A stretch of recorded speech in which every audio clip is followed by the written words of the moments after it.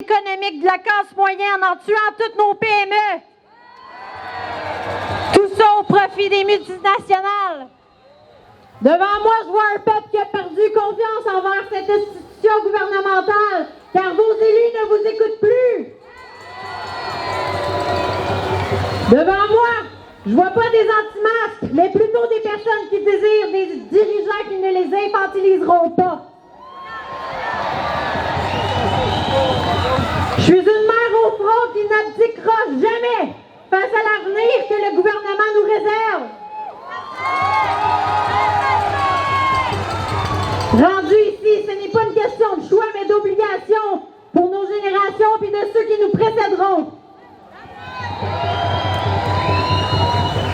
Et peu importe le chiffre ou le titre qu'il donnera à son prochain projet de loi, les 200 000 pétitionnaires qui ont signé la première pétition que j'ai initiée et tous ceux qui ont suivi pour celle du Parlement, n'abdiqueront pas devant la dictature, ça c'est certain.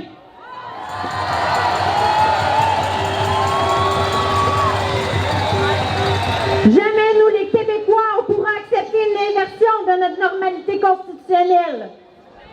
On ne pourra pas non plus accepter la corruption, la collusion, les reculs environnementaux et surtout, comme le disait Joël, l'immunité judiciaire à notre gouvernement.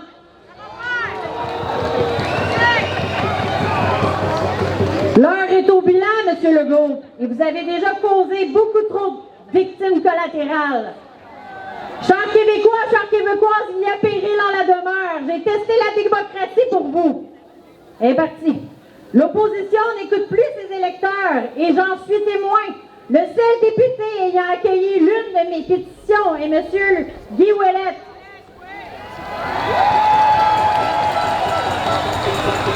Je me suis essayée avec Québec solidaire qui se scandait concernant la vente de nos données médicales. Clairement, ils se scandaient. Et ils n'ont toujours pas accueilli ma pétition.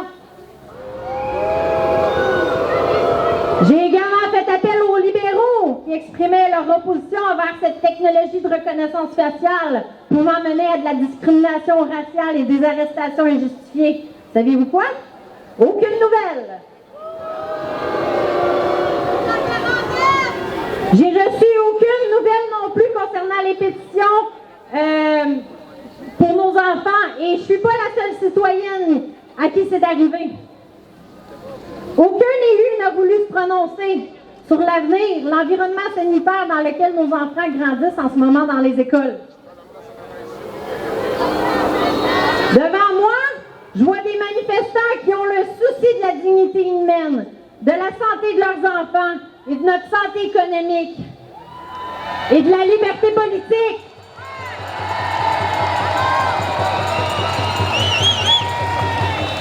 Comme le disait Robert Kennedy Jr. le 29 août dernier à Berlin, les gouvernements aiment les pandémies pour les mêmes raisons qu'ils aiment les guerres, parce qu'elles leur donnent la possibilité d'imposer à la population des contrôles que celle-ci n'accepterait jamais autrement.